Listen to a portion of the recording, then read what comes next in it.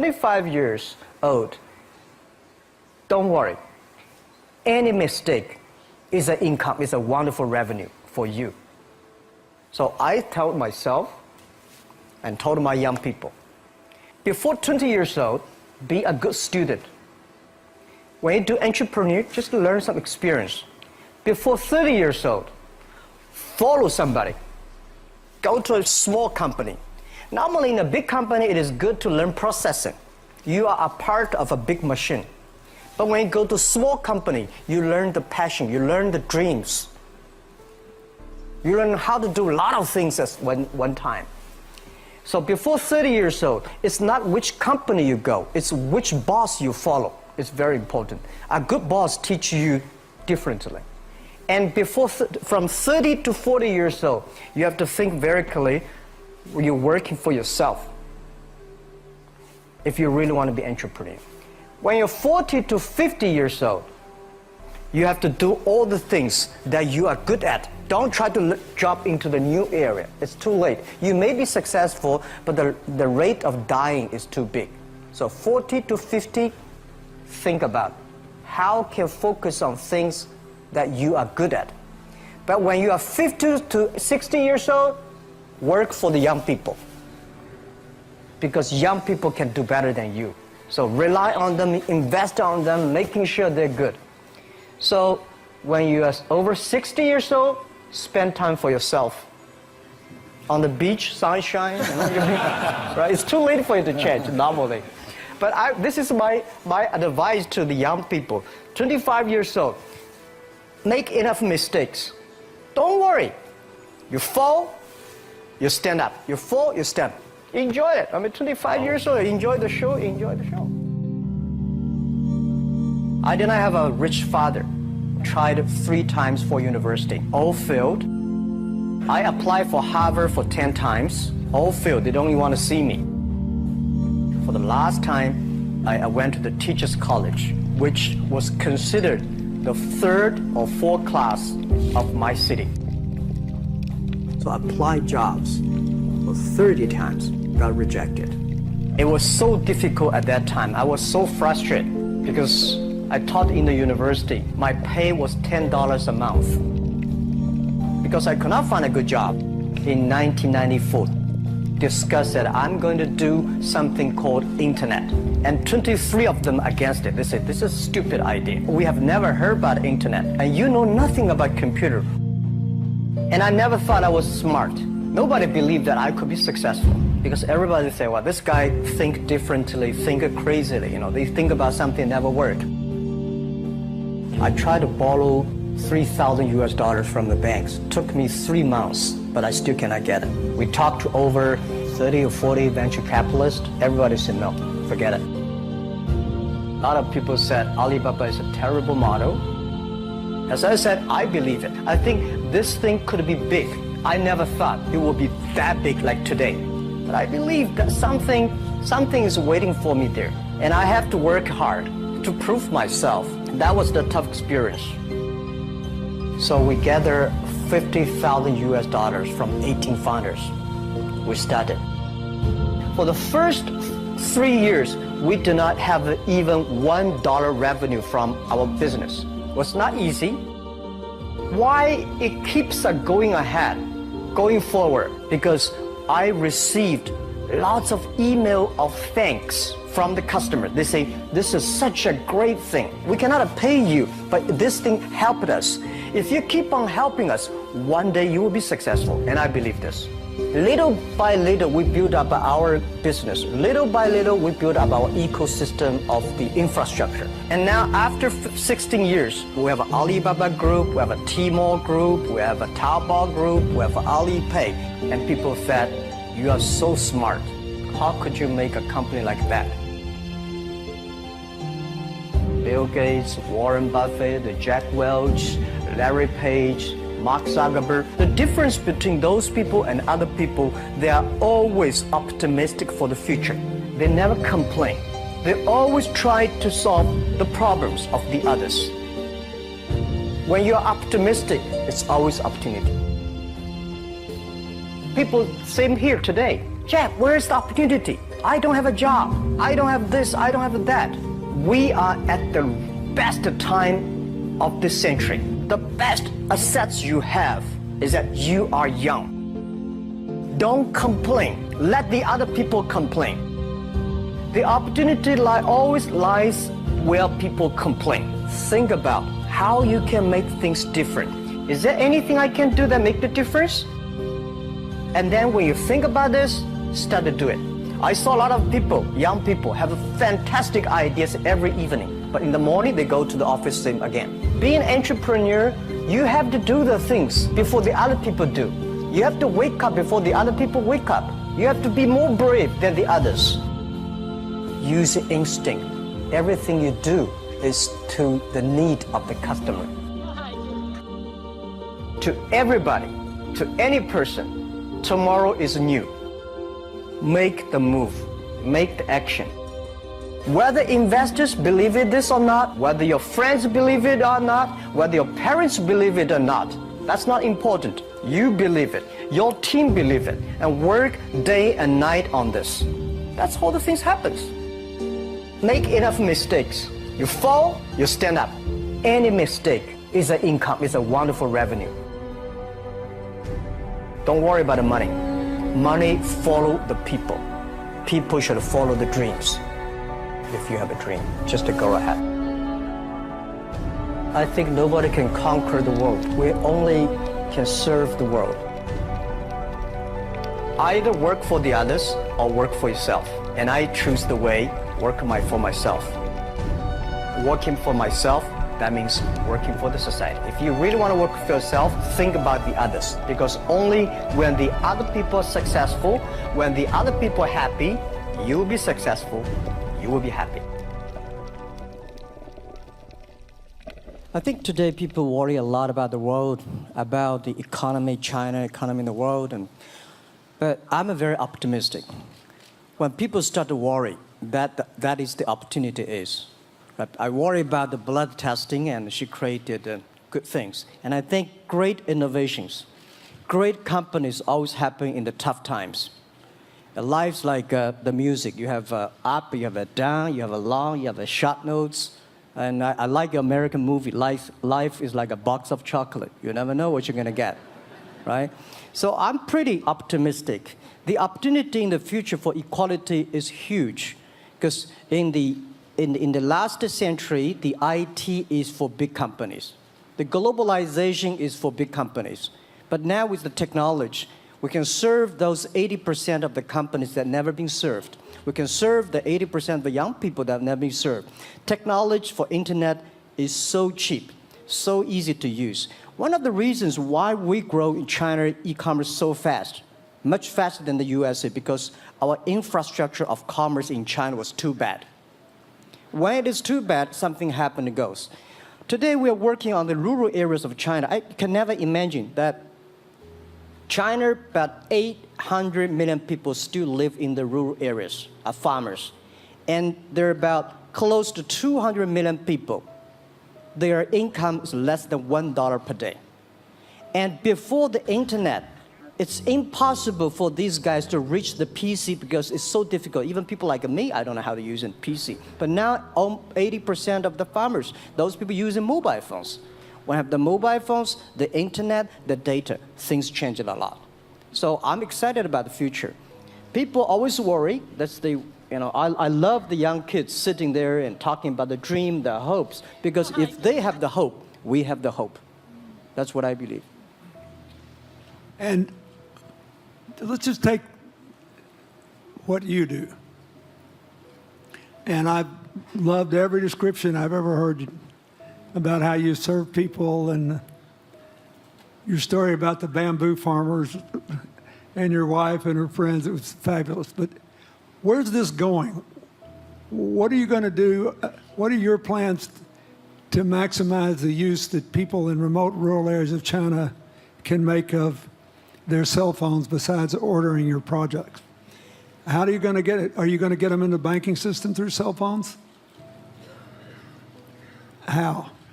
Well, we never know that we can grow so fast. In the past 5 months, we covered 4,500 villages. And these people, normally they using very traditional way. It took them like we went to a rural area. It took the farmers 2 hours to walk to the downtown in the middle of the town and buy things. But today, because the mobile phone, and we can deliver things to their home, to their village within 72 hours. I remember last week I read a very interesting thing. This is amazing. There is a girl, she told me a story. She said her grandfather, 92 years old birthday. And for his life, he always wanted to try one Western style food. But he lived in the rural areas. There's no such restaurant food. So she said, I tried on the internet, book a restaurant dinner for Western food, delivered to that village. And they finally immediately find one restaurant. There are 3 guys. They took like a 3 days bus from Shanghai to that village, made an Italian spaghetti and beef for them for this 92 years old birthday. And whole village was excited. Everybody started, wow, you can order food, Western style food. So buying almost everything. And also we're helping, there are a lot of farmers, they plant a lot of apples, great apples. But 90% of the apples rotted because there's nobody buy them. They normally buy by track. If you sell the apples, they sell whole track. And using the traditional way, they can sell by whole basket of the apples. But now, because of the internet, they sell by one. Each apple, they sell $1. Or 1 RMB or 2 RMB for each. So the farmers see using internet, they can buy and sell using the mobile phone. That changed their lives. And I think it's exciting. And people need examples when they see, my neighbor made money through online to selling things. My neighbor buy much interesting things online. People start to learn. And more people start to buy the mobile phones. We cannot make all the mobile factories to sell phones to them. Only they know the mobile phone really works, helping change their lives, they start to buy the mobile phones. Just one more question. Do you think this will make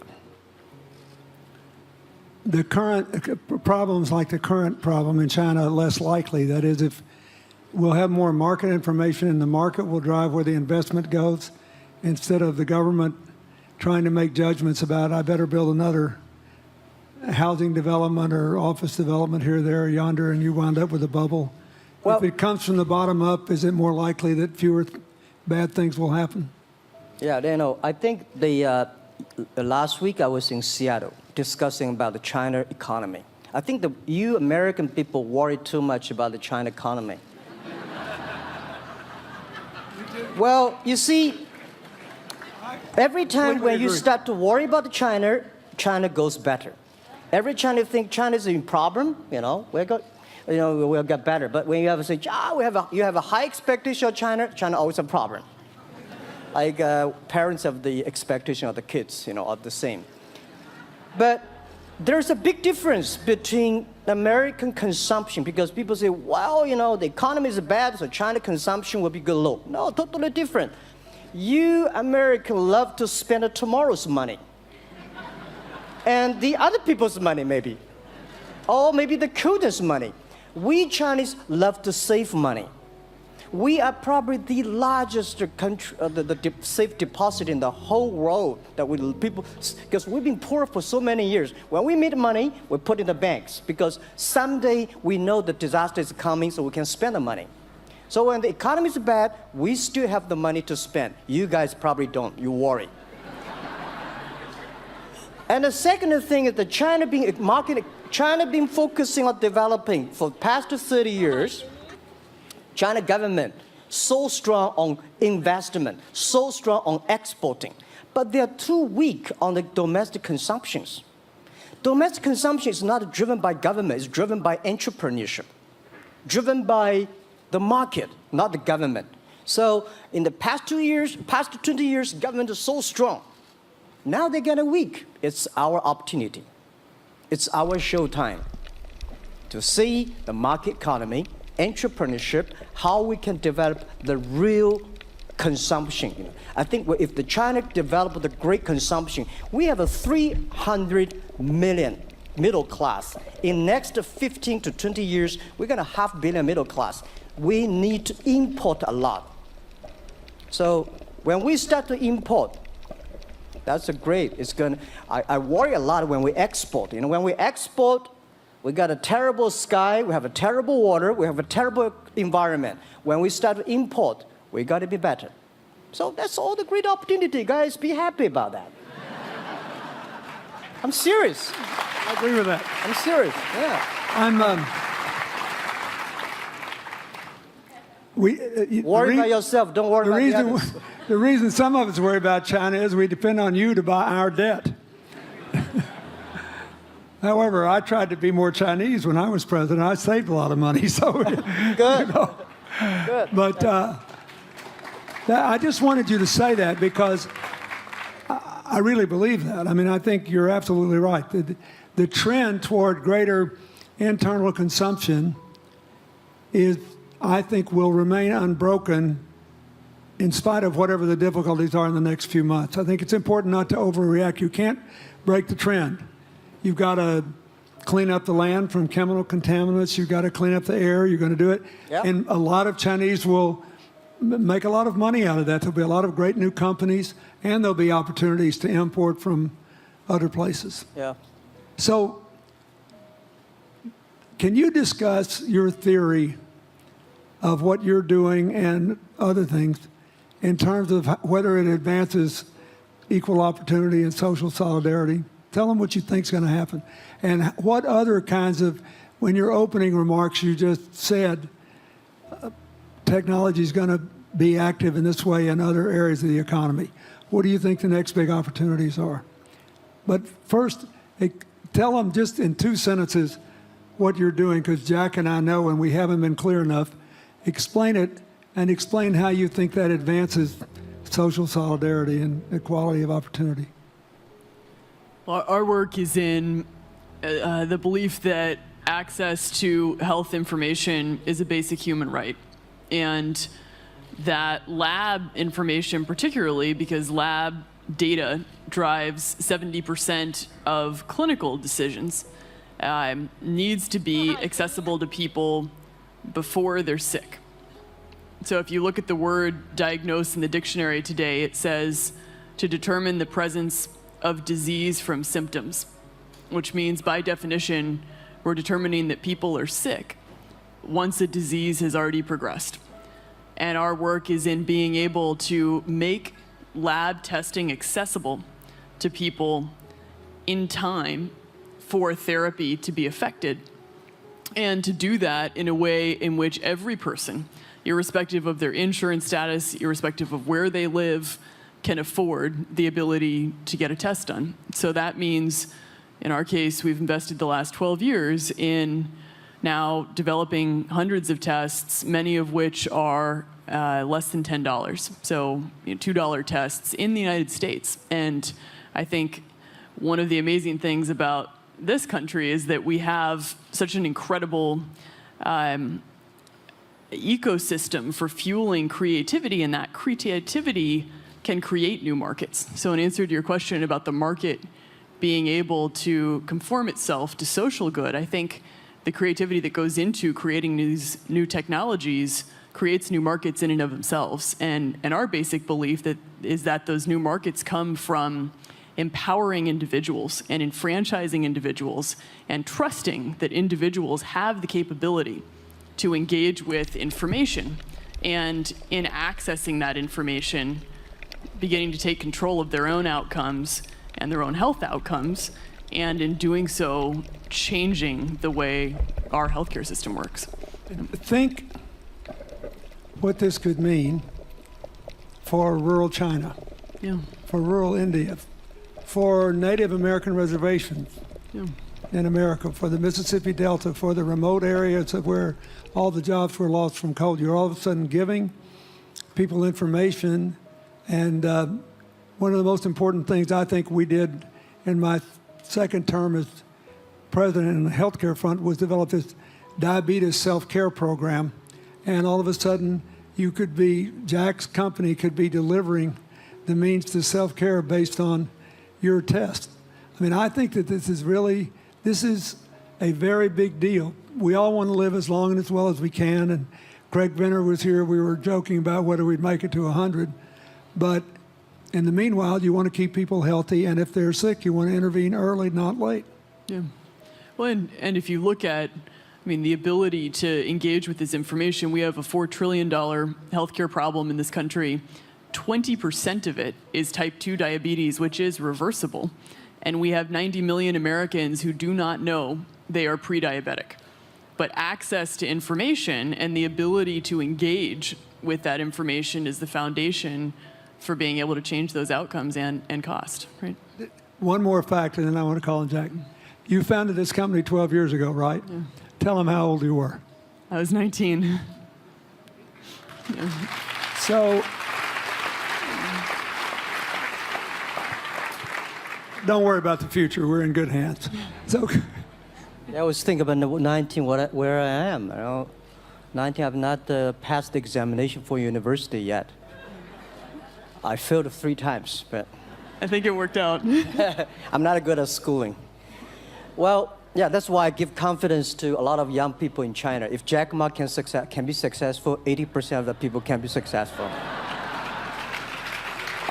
People like her, we're jealous. But, well, equality, I would like to make a little bit technology helping, because yesterday I was joining the UN Women Conference about gender equality. And I think the first technology revolution happened 200 years ago in the UK, released the human body, the arm, stronger. The second technology revolution in the USA for energy, you can last long. But this technology revolution release the brain. So this century is not a competition who is stronger, whose muscle is stronger. It's who is smarter, who is soft, who can listen. It's the challenge of wisdom. So man and woman are equal. On the internet, you can never see he's a woman or a man. And on the internet, women can serve much better than men on the internet. And a man talking about a business, talking about numbers, competition, they make business very cold. Women, they make business very cozy, lifestyle, and interesting. 50%, more than 50% of our shop owners, more than 5 million shop owners are women.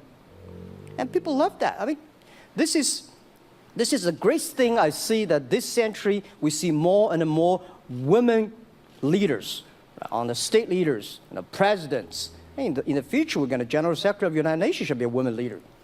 And this is the great century for equality. And I feel excited about that.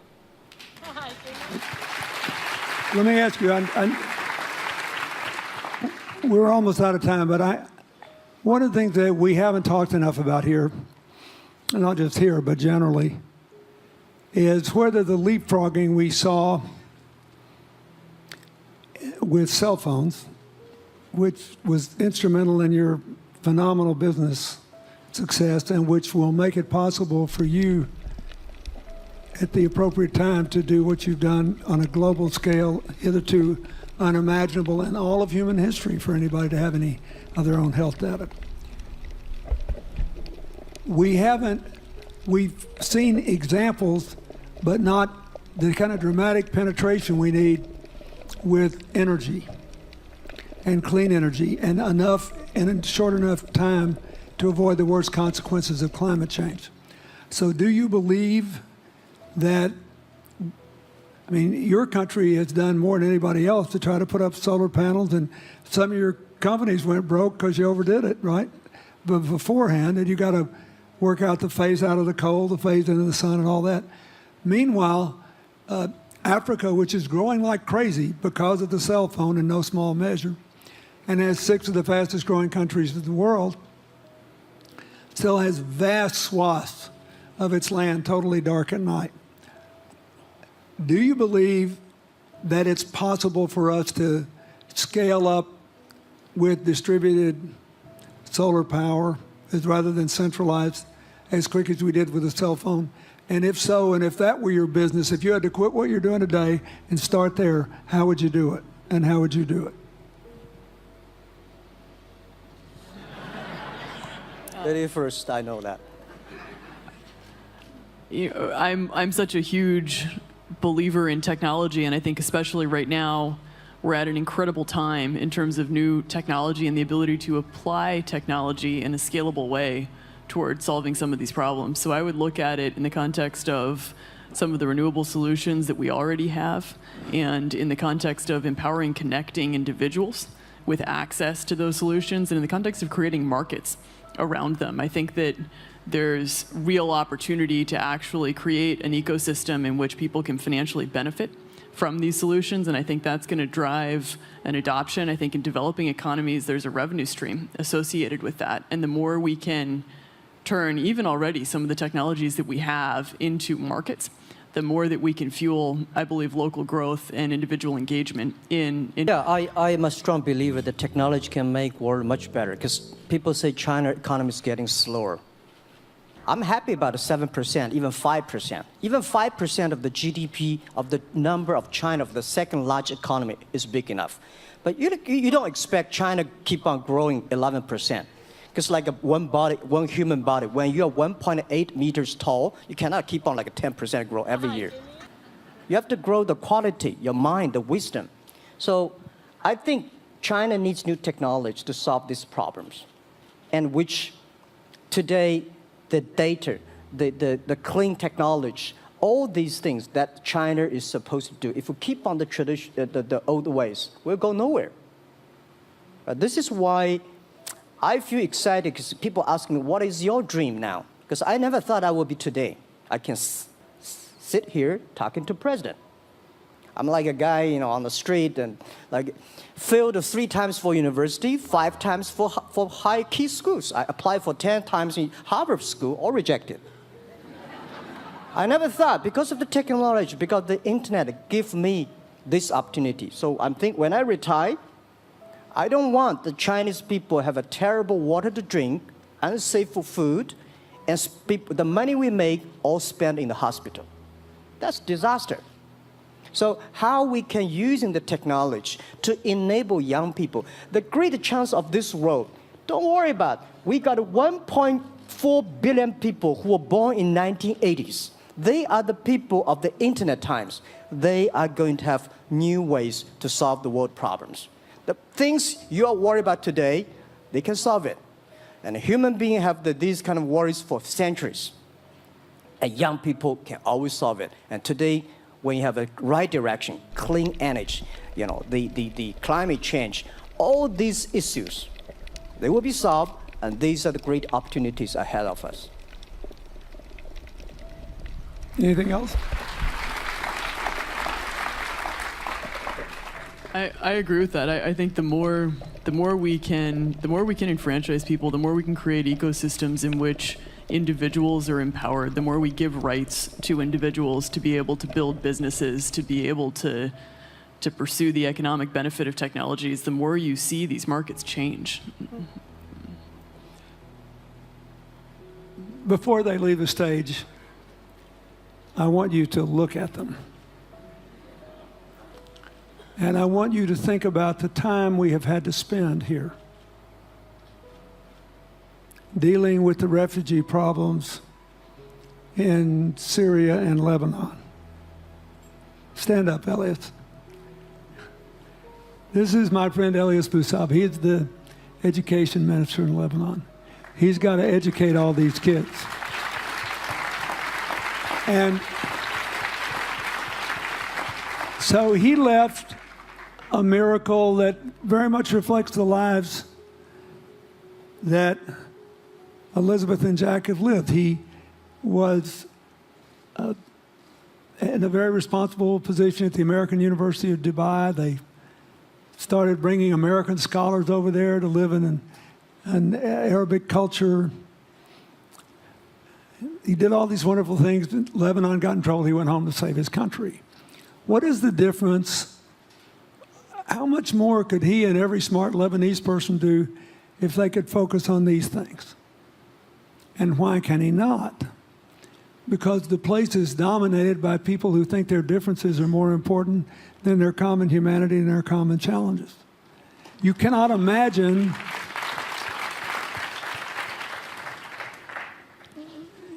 Jack Ma's proud of being Chinese. I like that. He never hid it. He's happy about it. I'm proud to be a global citizen too. Yeah. Yeah. And I imagine Elizabeth's proud to be a blonde-haired, blue-eyed American techno whiz from Northern California. Yes. But they don't, not a word either one of them has said has defined the meaning of their lives or the direction of their work with negative reference to someone else. My friend Dikembe Mutombo, stand up. No, you don't have to stand up. It'll hurt you too much. You're an old man. My 7'2" fall friend was just inducted into the National Basketball Association Hall of Fame. And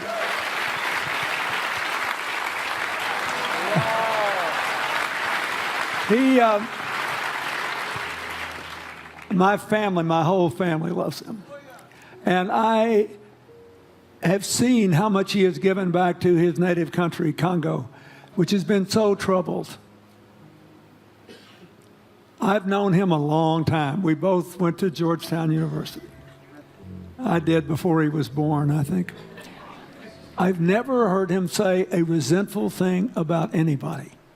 I have seen him give and give and give and try to give the people in his native land opportunities.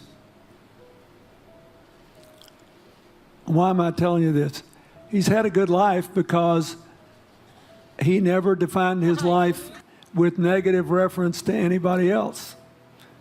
He never begrudged anybody else's success, and he thought he had an obligation to help other people. I'm telling you, we are back in a time of collective global insecurity where the main struggle is the oldest one in human history, just in modern techno realities. I mean, if you were trying to build the Middle East, you would think about our permanent sponsor here, the ambassador from Oman, who her government tried to help head off a calamitous war in the Middle East over the nuclear issue in Iran. We all pray to God that it'll work out all right. And the lead she made. You look around all these places, wherever people are putting aside their differences and working together, good things are happening.